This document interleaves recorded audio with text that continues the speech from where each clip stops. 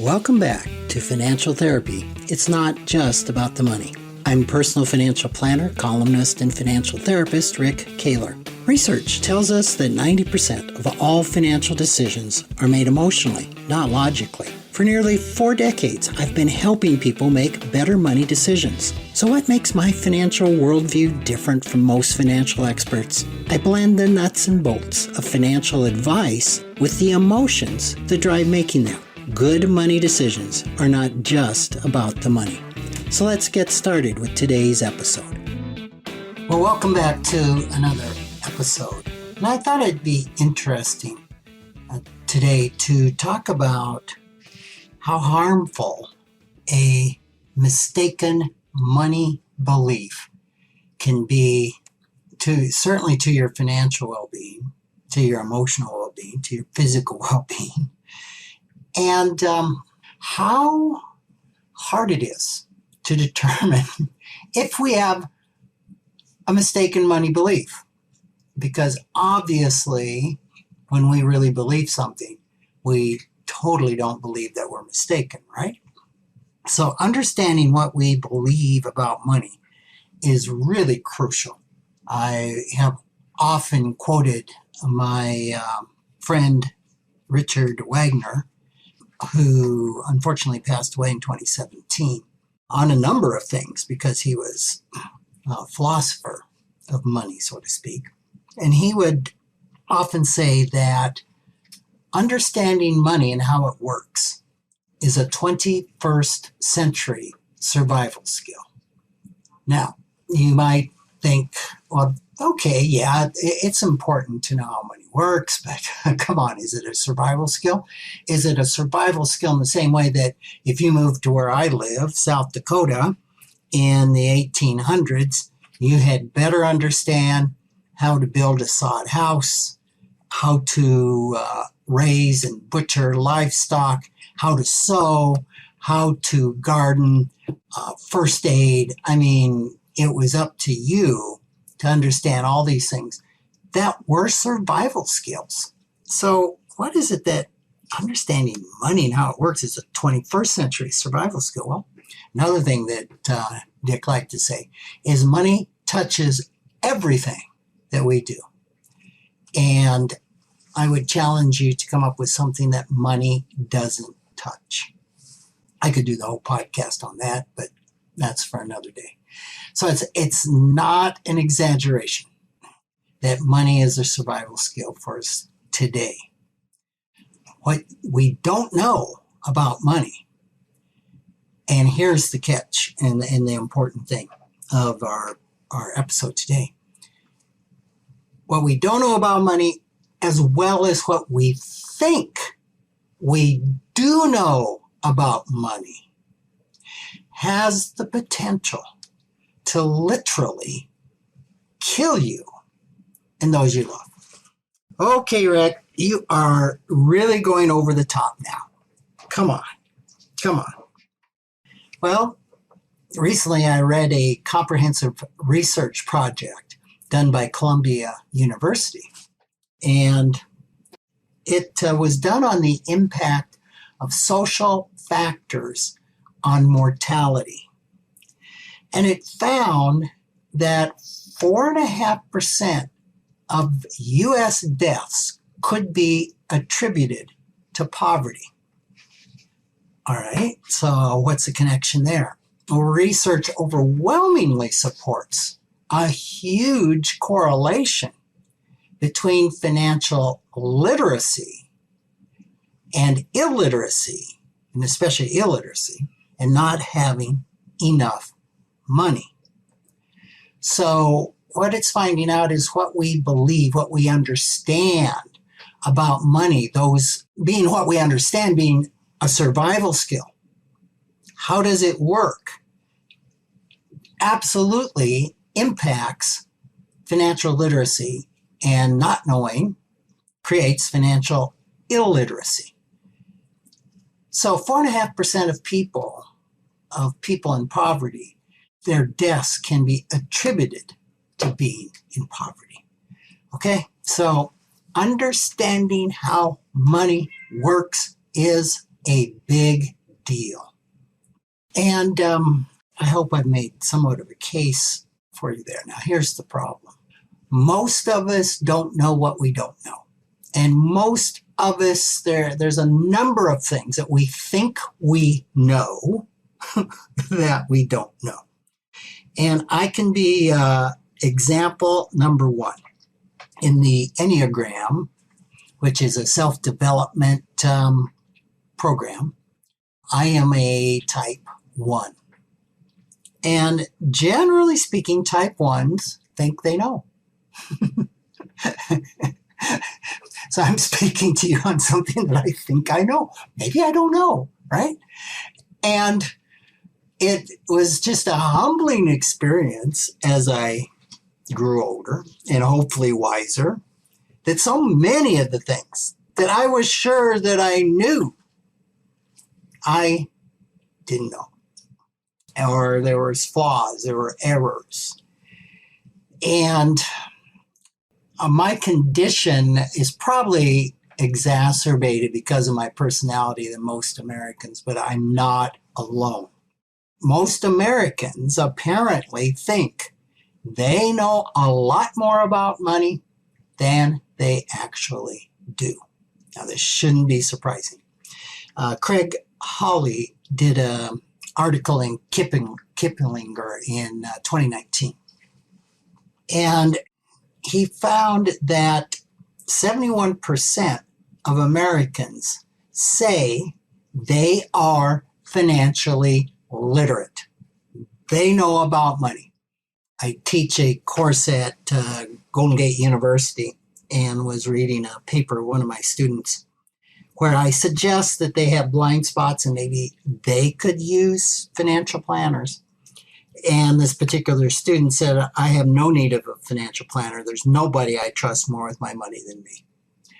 And I was thinking, I think you have missed a lot of the content of this course because we all have blind spots and we all think we know a lot about what we don't know.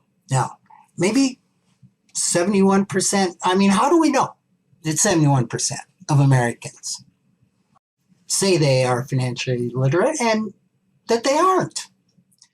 Well, by another research study, by age 40, 66% of Americans can't answer 5 questions and get them right on the fundamental concepts of money or understand 3 basic financial literacy topics. And I could spend the rest of the podcast on those, and maybe I will in the future. So if 66% are found to be financially illiterate, but 71% think they are financially illiterate, this would suggest there's a lot of those that think they are financially literate that are absolutely not literate.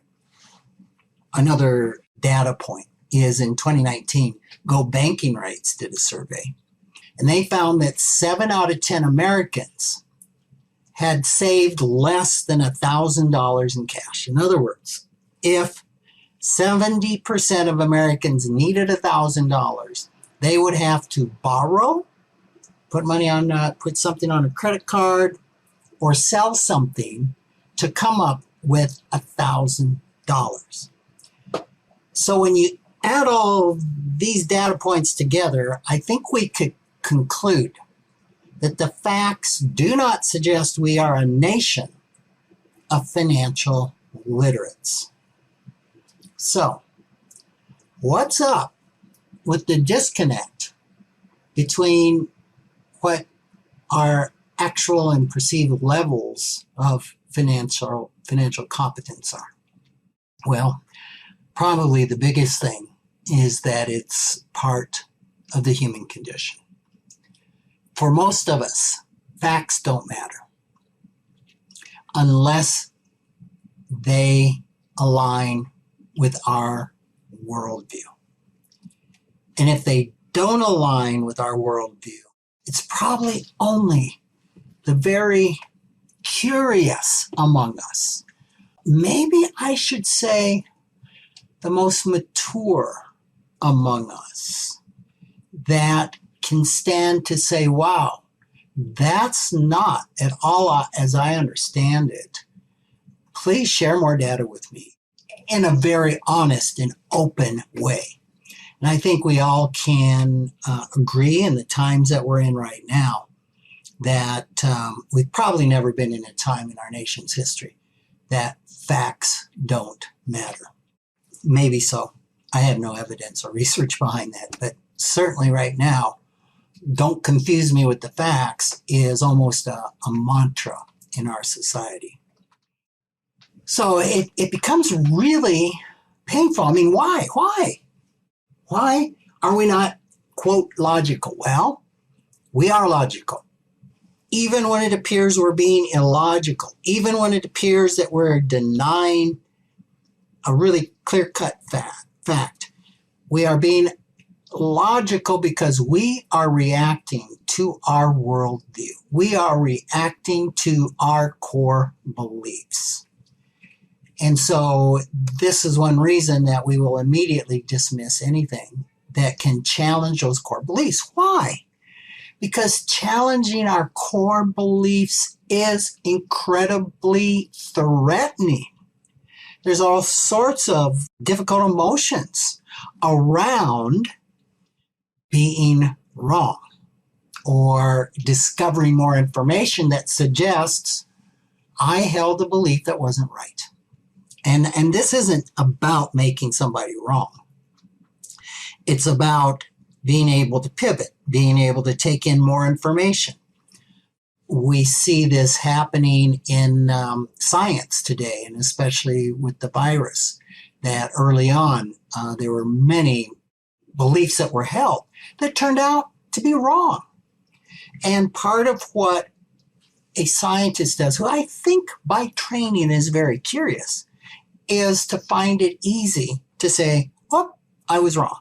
I did an experiment, it didn't work. I know one thing that doesn't work, or one thing that's not the answer, so I can move on to the next thing. But on a personal level, we find that very threatening. It's not unusual for us to hold a whole lot of shame around discovering that we were incorrect in a belief. It can be very, very painful. And so what happens is our system shuts down the possibility of any pain. Like, no, that would be too painful to find out anything different that a part of us really believes, it's always believed is correct. And in this case, we're talking about money. And so other parts of us that kind of manage things are like, no, we are holding to this belief. Because if it's not right, this other part of us is going to scream bloody murder and be in so much pain that it's going to be overwhelming. And we don't want that. So one question that I would throw out there then is, how do you know if your firmly held world beliefs, if your firmly held beliefs on how money works are putting you and your family at risk? How can you tell if you are part of the 71% of Americans who think you're financially illiterate, but you're not? Well, I've already said one indicator, it's not absolute, but one indicator would be, are you one of the 7 out of 10 Americans that have under $1,000 in a savings account? Other possible red flags would include a lot of credit card debt that you have. And this is kind of a side. I just saw a study on South Dakotans that said South Dakota is number 51 out of 51 states and territories having the lowest credit card debt. So I applaud my fellow South Dakotans in that. That, you know, I just had to get in something pro on South Dakota, right? So do you have a lot of credit card debt? Anytime you've got credit card debt that rolls ahead, and if I put on my financial hat, that's too much. Do you have a lot of anxiety? Stay awake at night worrying about money? Do you have a lot of shame around your financial situation? All of these would be indicators that maybe you think that you may know more about money than you do. Of course, the person that probably is most at risk is the person that says, nope, none of those apply to me, and I know a lot about money. And actually, they're not even aware that some of those do apply to them, especially the feelings, right, of shame or chronic anxiety. It might be surprising to you that people that actually can have these feelings don't know they're having them because they're buried so deep. So let's say that you have enough awareness to say, you know what, I think I might fall into that camp. I really think that I know how money works, but when I look at my behavior and I look at my life, it's not bearing fruit of someone that understands money. Okay, so that's another way to tell is do my behaviors, do my beliefs align with my values and my behaviors? So what do you do if you think that maybe you really don't know how money works? The first step is to become willing to unlearn everything you think you know about money. Now, this is not easy. It's not easy at all. A friend of mine, Ed Jacobson, who also passed away a couple of years ago, liked to talk about the beginner's mind. And I can honestly tell you that adapting a beginner's mind towards something that I think I know is probably one of the hardest things that I've ever had to do. It is, there's stuff that we all think or believe that is so deeply ingrained we don't even question it. So this can be really hard. But it's necessary for us to begin to take a look at these long-held beliefs and all of the shame there is in the U.S. around having and not having money. Okay, so maybe you say, Rick, I really don't think I have any shame around money. I run into this with fellow financial professionals all the time. So here's a quick test. See if you have any shame about money. Because you might say, heck, I read about money. It's in the headlines all the time. My friends talk about money. That's not the type of talking about money or the shame that I'm talking about. Here it is. Ask the next 5 people that you see how much money they make and how much they're worth. And then share with them the same information about yourself. Here's how much money I make each year, and here's what I'm worth. Now, if you can do that with ease, you don't probably have any shame around money. If that just makes you cringe listening to it, brings up difficult emotions, yeah, there's probably some shame around money. And I would say, 9 out of 10 Americans, maybe more, have a lot of shame around money. And this includes financial professionals. Now, there was some research done in October of 2018 at the Harvard Business School that said 80%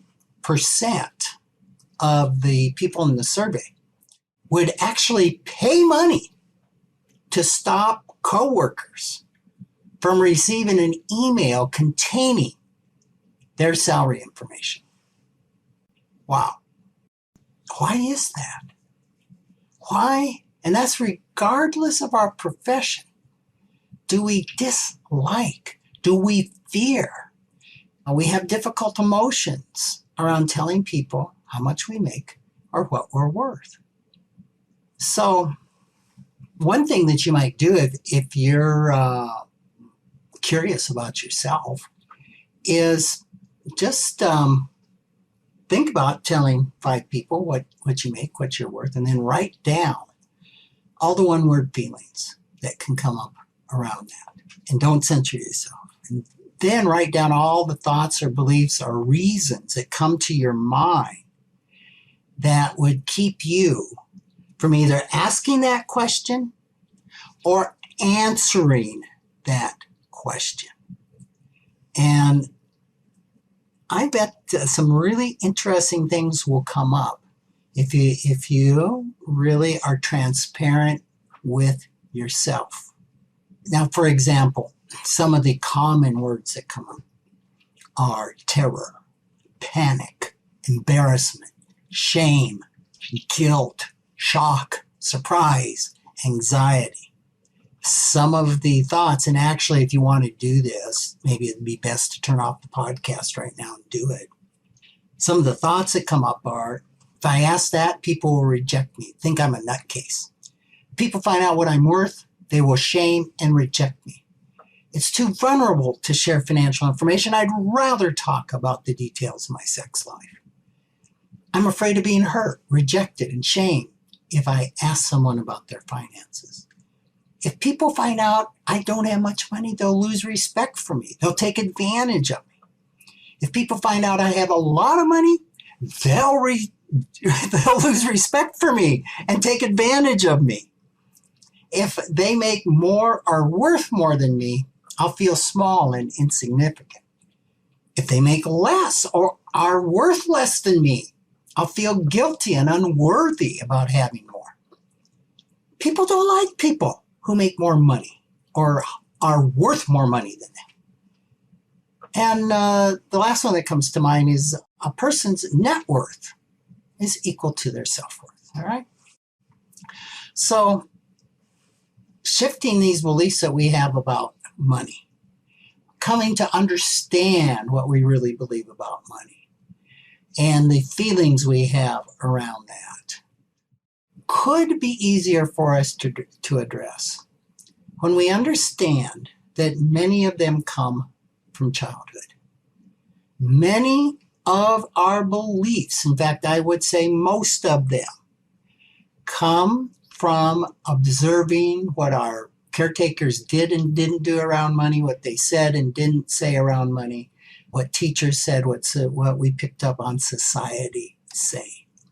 The chances are these beliefs that you had about money may have served you at that time, but as your life has changed, it is typical that we subconsciously hold on to these beliefs without realizing that they may no longer be useful because they seem to be absolutely true.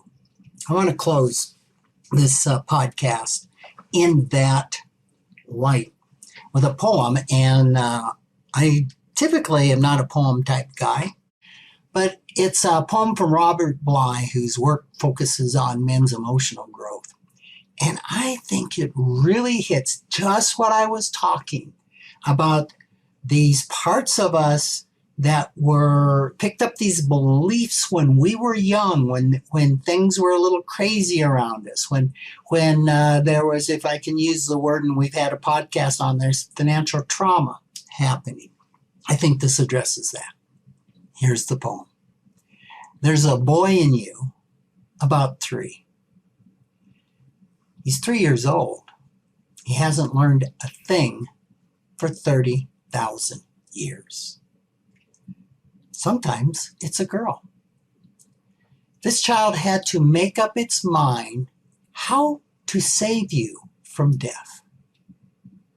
He said things like, stay home, avoid elevators, eat only elk. You live with this child, but you don't know it. You're in the office, yes, but live with this boy at night. He's uninformed, but he does want to save your life. And he has. Because of this boy, you survived a lot. He's got 6 big ideas. 5 don't work. Right now, he's repeating them to you. What are those? What do we believe that is not helpful to us around money? Thanks for joining me, and I look forward to being with you next time. Take care. Thanks for joining me, Rick Kahler, for another episode of Financial Therapy. It's not just about the money. This is where I combine the nuts and bolts of financial advice with the emotions that drive making them. Remember, every financial behavior, whether it appears illogical to you or others, makes perfect sense when we understand the underlying beliefs, feelings, and thoughts. Sign up for my weekly blog at financialawakenings.com. I hope you'll join me again for our next episode.